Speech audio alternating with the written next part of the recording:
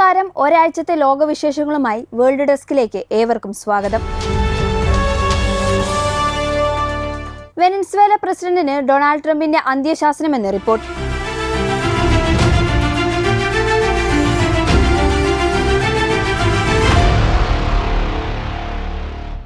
രാജ്യം വിടാൻ Venezuela president Nicolas മദുറോയ്ക്ക് US പ്രസിഡന്റ് ഡൊണാൾഡ് ട്രംപ് അന്ത്യശാസനം നൽകിയെന്ന റിപ്പോർട്ടാണ് പുറത്തുവരുന്നത്. നിക്കോളാസ് മദുറോയ്ക്ക് ട്രംപ് കർശന നിർദ്ദേശം നൽകിയതായി മയാമി ഹെറാൾഡിനെ ഉദ്ധരിച്ച് രാജ്യാന്തര മാധ്യമങ്ങൾ റിപ്പോർട്ട് ചെയ്യുന്നു. നിങ്ങൾക്കും ഭാര്യയ്ക്കും മകനും സുരക്ഷിതമായി രാജ്യം വിടാൻ വഴിയൊരുക്കാം. നിങ്ങളുടെ ഏറ്റവും അടുത്ത ആളുകളെയും രക്ഷിക്കാം. ഉടനടി രാജിവെക്കണം, രാജ്യം വിടണം മഡ്രോയോട് ട്രംപ് പറഞ്ഞതായി രാജ്യാന്തര മാധ്യമങ്ങൾ റിപ്പോർട്ട് ചെയ്തു. എന്നാൽ ഉടനടി സ്ഥാനമൊഴിയാൻ വിസമ്മതിച്ച നിക്കോളാസ് മഡ്രോ നിയമ നടപടികളിൽ നിന്ന് ഒഴിവാക്കണമെന്നും രാഷ്ട്രീയ നിയന്ത്രണം വിട്ടു നൽകാമെങ്കിലും സായുധ സേനയുടെ നിയന്ത്രണം നിലനിർത്താൻ അനുവദിക്കണമെന്നും ഉൾപ്പെടെ ഏതാനും ആവശ്യങ്ങൾ ഉന്നയിച്ചതായും റിപ്പോർട്ടുകളിലുണ്ട്. മഡ്രോയുമായി ഫോണിൽ സംസാരിച്ചെന്ന് സ്ഥിരീകരിച്ച ട്രംപ് എന്നാൽ അതിന്റെ വിശദാംശങ്ങൾ വെളിപ്പെടുത്താൻ തയ്യാറായില്ല. നല്ല രീതിയിലാണോ മോശം രീതിയിലാണോ സംഭാഷണം നടന്നതെന്ന് ഞാൻ പറയില്ല. അതൊരു ഫോൺ സംഭാഷണമായിരുന്നുവെന്നും ട്രംപ് പറഞ്ഞു. നവംബർ 21 നടന്നതായി സൂചനയുള്ള ഫോൺ സംഭാഷണത്തിന്റെ വിവരങ്ങൾ പുറത്തുവിടാൻ US വെനസ്വേല സർക്കാരുകളും തയ്യാറായിട്ടില്ല. ഇതിനുശേഷം ട്രംപും മഡ്രോയും തമ്മിൽ ആശയവിനിമയം നടന്നിട്ടില്ലെന്നാണ് വിവരം. അതേസമയം കഴിഞ്ഞ ദിവസമാണ് വെനസ്വേലയുടെ വ്യോമാതിർത്തി പൂർണ്ണമായും അടയ്ക്കുമെന്ന് ട്രംപ് അറിയിച്ചത്. എയർലൈനുകൾ, പൈലറ്റുമാർ, ഡ്രഗ് ഡീലേഴ്സ്, യാത്രക്കാർ എന്നിവരെ അഭിസംബോധന ചെയ്താണ് വ്യോമാതിർത്തി അടയ്ക്കുമെന്ന് ട്രംപ് അറിയിച്ചത്. വെനസ്വേലയിലെ മയക്കുമരുന്ന് കടത്ത് തടയാനുള്ള ശ്രമങ്ങൾ അതിവേഗത്തിൽ ആരംഭിക്കുമെന്ന ട്രംപിന്റെ പ്രഖ്യാപനത്തിന് പിന്നാലെയാണ് നിർണായക നീക്കം. എന്നാൽ വിഷയത്തിൽ വെനസ്വേല ഔദ്യോഗികമായി പ്രതികരിച്ചിട്ടില്ല. കരീബിയൻ കടലിൽ വെനസ്വേലൻ ബോട്ടുകൾ അമേരിക്കൻ നാവികസേന അടുത്തിടെ ആക്രമിച്ചിരുന്നു. പിന്നാലെ ഇരു രാജ്യങ്ങളും തമ്മിലുള്ള ബന്ധം യുദ്ധസമാനമായ അന്തരീക്ഷത്തിലേക്ക് നീങ്ങുകയാണ്. ഇതിനിടെയാണ് ട്രംപ് വ്യോമാതിർത്തി അടയ്ക്കുമെന്ന പ്രഖ്യാപനവുമായി രംഗത്ത് വന്നത്. വെനസ്വേലൻ സർക്കാരിനെതിരായ നീക്കത്തിന് CIA ട്രംപ് അനുമതി നൽകിയിട്ടുണ്ട്. മയക്കുമരുന്ന് തടയാനെന്ന പേരിൽ വെനസ്വേലൻ പ്രസിഡന്റ് നിക്കോളാസ് മഡ്രോയുടെ സർക്കാരിനെ താഴെയിറക്കാനുള്ള നീക്കമാണ് ട്രംപ് നടത്തുന്നതെന്ന വിമർശനവും ഉയരുന്നുണ്ട്. മയക്കുമരുന്ന് കടത്തിനെ പിന്തുണയ്ക്കുകയും മയക്കുമരുന്ന് സംഘങ്ങളുമായി ഒത്തുകളിക്കുകയും ചെയ്യുന്നുവെന്നാണ് നിക്കോളാസ് മഡ്രോയുടെ ഭരണകൂടത്തിനെതിരായി ട്രംപിന്റെ ആരോപണം. ജോർജിയയിൽ സർക്കാർ വിരുദ്ധ പ്രക്ഷോഭകരെ നേരിടാൻ ഒന്നാം ലോക മഹായുദ്ധകാലത്തെ രാസായുധം പ്രയോഗിച്ചെന്ന് റിപ്പോർട്ട്.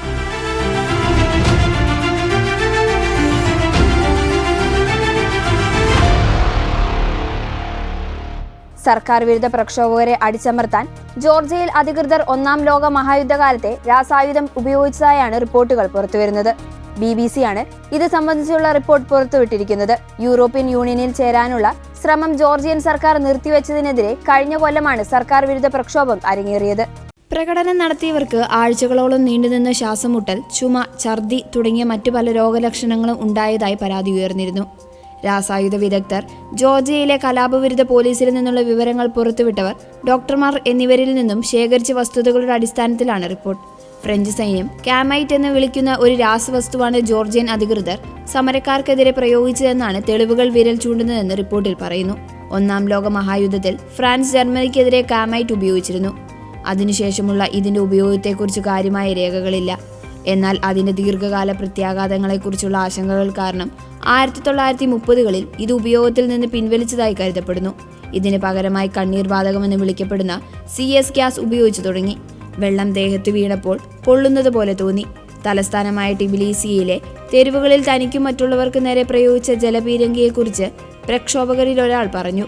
പെട്ടെന്നൊന്നും കഴുകിക്കളയാൻ കഴിയാത്ത വിധത്തിലായിരുന്നു അതെന്നും അദ്ദേഹം കൂട്ടിച്ചേർത്തു. 2024 നവംബർ 28 ആരംഭിച്ച പ്രക്ഷോഭത്തിന്റെ ആദ്യ ആഴ്ചയിൽ ജോർജിയൻ പാർലമെന്റിന് പുറത്ത് ഒത്തുകൂടിയവരിൽ ഒരാളായിരുന്നു കോൺസ്റ്റന്റൈൻ ചെക്കുനോഷ്ലി. യൂറോപ്യൻ യൂണിയൻ ചേരുന്നതുമായി ബന്ധപ്പെട്ട ചർച്ചകൾ താൽക്കാലികമായി നിർത്തിവെക്കണമെന്ന ഭരണകക്ഷിയുടെ പ്രഖ്യാപനത്തിൽ പ്രക്ഷോഭകർ രോഷാകുലരായിരുന്നു. യൂറോപ്യൻ യൂണിയൻ അംഗത്വം എന്ന ലക്ഷ്യം ജോർജിയയുടെ ഭരണഘടനയിൽ ഉൾപ്പെടുത്തിയിട്ടുള്ളതാണ്.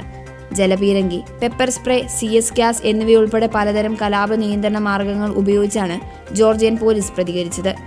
ജലപീരങ്കികളിൽ നിന്ന് വെള്ളം ദേഹത്ത് വീണ നിരവധി പ്രകടനങ്ങളിൽ പങ്കെടുത്ത ആളുമായ ശിശുരോഗ വിദഗ്ധനായ ഡോക്ടർ ചുക്കുനാശ്വലി ദിവസങ്ങളോളം തന്റെ ചർമ്മം പൊള്ളുന്നതായി തോന്നിയെന്നും എത്ര ശ്രമിച്ചിട്ടും ശരീരത്തിൽ നിന്ന് അത് കഴുകിക്കളയാൻ സാധിച്ചില്ലെന്നും പറഞ്ഞു.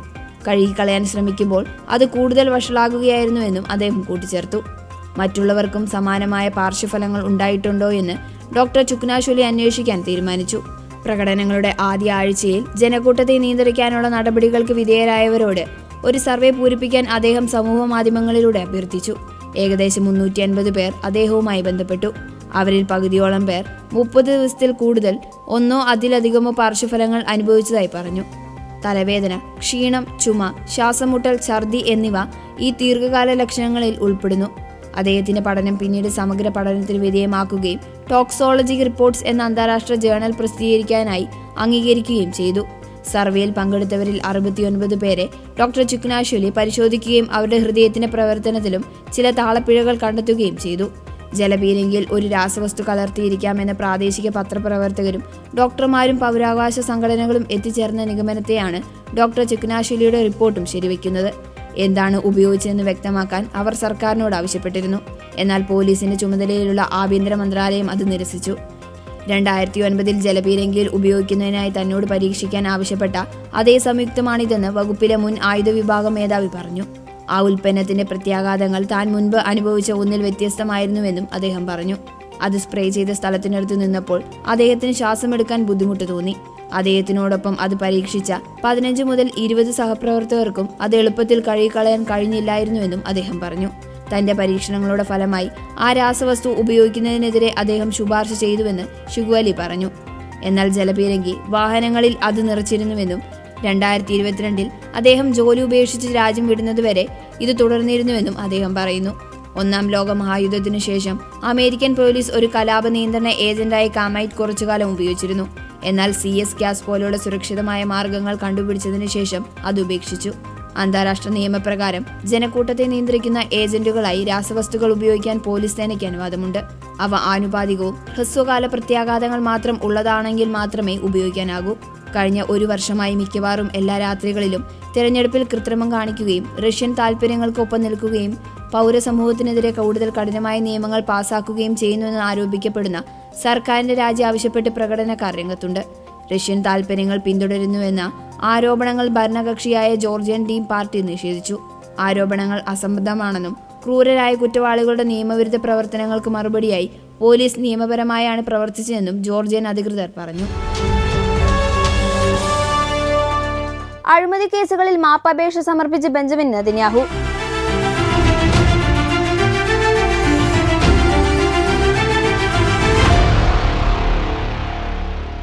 അഴിമതി കേസുകളിൽ ഇസ്രായേൽ പ്രസിഡന്റ് ഐസക് ഹെർസോഗിന് മാപ്പപേക്ഷ സമർപ്പിച്ച് പ്രധാനമന്ത്രി ബെഞ്ചമിൻ നെതന്യാഹു. തനിക്കെതിരായ അഴിമതി കേസുകൾ രാജ്യത്തെ കീറിമുറിക്കുന്നതാണെന്ന് നെതന്യാഹു അഭിപ്രായപ്പെട്ടു. ഇതൊരു അസാധാരണമായ അഭ്യർത്ഥനയാണെന്നും അതിന് കാര്യമായ പ്രത്യാഘാതങ്ങൾ ഉണ്ടെന്ന് പ്രസിഡന്റിന്റെ ഓഫീസിനറിയാം. പ്രസക്തമായ എല്ലാ അഭിപ്രായങ്ങളും ലഭിച്ച ശേഷം പ്രസിഡന്റ് ഉത്തരവാദിത്തത്തോടെ അഭ്യർത്ഥന പരിഗണിക്കും. നെതന്യാഹുവിന്റെ അപേക്ഷയിൽ ഇസ്രായേൽ പ്രസിഡന്റിന്റെ ഓഫീസ് പ്രസ്താവനയിൽ പറഞ്ഞു. നെതന്യാഹുവിന് മാപ്പ് നൽകണമെന്നാവശ്യപ്പെട്ട് US പ്രസിഡന്റ് ഡൊണാൾഡ് ട്രംപ് ഈ മാസം ആദ്യം ഇസ്രായേൽ പ്രസിഡന്റിന് കത്തെഴുതിയിരുന്നു. ഇതിന് പിന്നാലെയാണ് നെതന്യാഹുവിന്റെ ഔദ്യോഗിക മാപ്പപേക്ഷ എത്തുന്നത്. തനിക്കെതിരായ 6 വർഷം നീണ്ട അഴിമതി വിചാരണ അവസാനിക്കുന്നത് ഇസ്രായേലിന്റെ ദേശീയ താൽപര്യത്തിന് അനിവാര്യമാണെന്ന് നെതന്യാഹു ഇതിന് പിന്നാലെ ഇറക്കിയ വീഡിയോ സന്ദേശത്തിൽ പറഞ്ഞു. എനിക്കെതിരായ അന്വേഷണങ്ങൾ ആരംഭിച്ചിട്ട് ഏകദേശം 1 ദശാബ്ദത്തോളമായി. ഈ കേസുകളിലെ വിചാരണ ഏകദേശം 6 വർഷമായി തുടരുകയാണ്. ഇനിയും ഒരുപാട് വർഷങ്ങൾ ഇത് തുടരുമെന്ന് പ്രതീക്ഷിക്കുന്നു. എനിക്കെതിരായ കേസുകൾ കെട്ടിച്ചമച്ചതാണെന്നും അദ്ദേഹം പറഞ്ഞു. എല്ലാ കുറ്റങ്ങളിൽ നിന്നും മുക്തനാകുന്നതുവരെ നിയമ നടപടികളുമായി മുന്നോട്ടു പോകുക എന്നതാണ് തന്റെ താൽപര്യമെന്നും നെതന്യാഹു പറഞ്ഞു. എന്നാൽ സുരക്ഷാപരവും നയതന്ത്രപരവുമായ ദേശീയ താൽപര്യങ്ങളും മറ്റൊന്നാണ് ആവശ്യപ്പെടുന്നതെന്ന് നെതന്യാഹു പറഞ്ഞു. എന്നാൽ നെതന്യാഹുവിന്റെ മാപ്പപേക്ഷ തള്ളണമെന്ന് ഇസ്രായേലിലെ പ്രതിപക്ഷം പ്രസിഡന്റിനോട് ആവശ്യപ്പെട്ടു. പ്രധാനമന്ത്രിയുടെ ദീർഘകാലമായുള്ള അഴിമതി വിചാരണ അവസാനിപ്പിക്കുന്നത് നിയമവാഴ്ചയെ തകർക്കുമെന്നും ആരോപിക്കപ്പെട്ട കുറ്റകൃത്യങ്ങളുടെ ഉത്തരവാദിത്തത്തിൽ നിന്ന് അദ്ദേഹത്തെ ഒഴിഞ്ഞുമാറാൻ അദ്ദേഹത്തെ അനുവദിക്കരുതെന്നും പ്രതിപക്ഷം പറഞ്ഞു. കുറ്റസമ്മതം, ഖേദപ്രകടനം, രാഷ്ട്രീയ ജീവിതത്തിൽ നിന്നുള്ള ഉടനടി വിരമിക്കൽ എന്നിവയല്ലാതെ പ്രസിഡന്റിന് നെതന്യാഹുവിന് മാപ്പ് നൽകാൻ കഴിയില്ല, ഇസ്രായേൽ പ്രതിപക്ഷ നേതാവ് പറഞ്ഞു. ഇസ്രായേൽ വലിയ വെല്ലുവിളികൾ നേരിടുകയാണ്. അതോടൊപ്പം വലിയ അവസരങ്ങളുമുണ്ട്. ഭീഷണികളെ ചെറുക്കാനും അവസരങ്ങൾ പ്രയോജനപ്പെടുത്തുവാനും ദേശീയ ഐക്യം ആവശ്യമാണ്. വിചാരണയുടെ തുടർച്ച നമ്മളെ ഉള്ളിൽ നിന്ന് കീറിമുറിക്കുന്നു. അത് ഭിന്നതകൾ സൃഷ്ടിക്കുകയും പിളർപ്പുകൾ ആഴത്തിലാക്കുകയും ചെയ്യുന്നു. രാജ്യത്തെ മറ്റനേകം ആളുകളെ പോലെ എനിക്കും ഉറപ്പുണ്ട്, വിചാരണ പെട്ടെന്ന് അവസാനിപ്പിക്കുന്നത് സംഘർഷത്തിന്റെ തീവ്രത കുറയ്ക്കാനും വിശാലമായ അനുരഞ്ജനത്തിന് വഴിയൊരുക്കാനും വളരെയധികം സഹായിക്കുമെന്ന്. അത് നമ്മുടെ രാജ്യത്തിന് അത്യന്താപേക്ഷിതമാണെന്ന് നെതന്യാഹു പറഞ്ഞു. പാക് പ്രധാനമന്ത്രി രാജ്യം വിട്ടതായി റിപ്പോർട്ട്.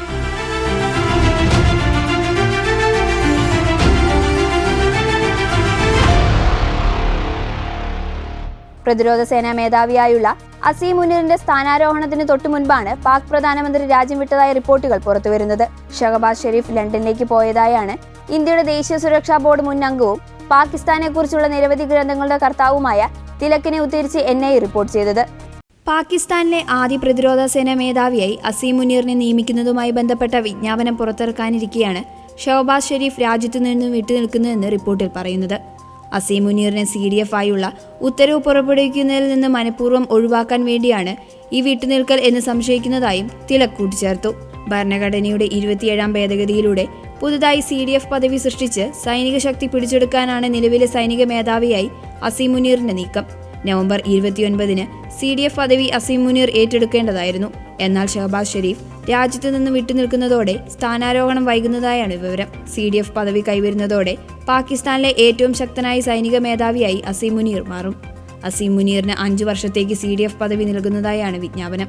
കരസേനാ മേധാവി എന്ന നിലയിൽ അസീം മുനീറിന്റെ കാലാവധി അവസാനിച്ചിരുന്നു. ഇതേ തുടർന്നാണ് നിശബ്ദ അട്ടിമറിയിലൂടെ CDF പദവി കൈപ്പിടിയിൽ ഒതുക്കാൻ ശ്രമം നടത്തിയത്. ഭരണഘടനാ ഭേദഗതിയിലൂടെ ഇത് വിജയകരമായി നടപ്പാക്കുകയും ചെയ്തു. പ്രധാനമന്ത്രി വിജ്ഞാപനത്തിൽ ഒപ്പിടുന്നതോടെ പാക് സൈന്യം അസീം മുനീറിന്റെ ചെൽപ്പടിയിലാകും. എന്നാൽ അസീം മുനീറിനെ അടുത്ത 5 വർഷത്തേക്ക് CDF സ്ഥാനത്തിരുത്താൻ പാക് പ്രധാനമന്ത്രി ഷഹബാസ് ഷെരീഫിന് താൽപ്പര്യമില്ലെന്നാണ് വിവരം. ഇതിന്റെ പശ്ചാത്തലത്തിലാണ് ബുദ്ധിപൂർവ്വം അദ്ദേഹം രാജ്യത്തു നിന്ന് വിട്ടുനിൽക്കുന്നതെന്ന് അദ്ദേഹം പറഞ്ഞു. അനന്തരഫലങ്ങളിൽ നിന്ന് ഒരു രക്ഷപ്പെടലാണിത്. രാജ്യത്ത് നിന്ന് മാറി നിൽക്കുന്നതോടെ വിജ്ഞാപനത്തിൽ ഒപ്പിടേണ്ടി വരില്ല. അതുകൊണ്ടാണ് ഷഹബാസ് ഷെരീഫ് മറ്റു രാജ്യങ്ങളിലേക്ക് എത്തിയതെന്ന് രോഷവർ കൂട്ടിച്ചേർത്തു. കരസേനാ മേധാവിയുടെ കാലാവധി അവസാനിച്ചതോടെ പാക് സൈന്യം വൻ പ്രതിസന്ധിയിലൂടെയാണ് കടന്നുപോകുന്നത്. നിലവിൽ സൈനിക മേധാവി ഇല്ലാത്ത സാഹചര്യമാണുള്ളത്. സ്ട്രാറ്റജിക് ഫോഴ്സ് കമാൻഡിന് കീഴിൽ വരുന്ന ആണവ കമാൻഡ് അതോറിറ്റിക്ക് പോലും നേതൃത്വമില്ലാത്ത അവസ്ഥ. ഇത് വളരെ വിചിത്രമായ സാഹചര്യമാണെന്നും തിലക് ചൂണ്ടിക്കാട്ടുന്നു. ഇതോടെ വേൾഡ് ഡെസ്ക് പൂർണ്ണമാകുന്നു. കൂടുതൽ ലോകവിശേഷങ്ങളുമായി അടുത്തയാഴ്ച വീണ്ടും കാണാം. നന്ദി.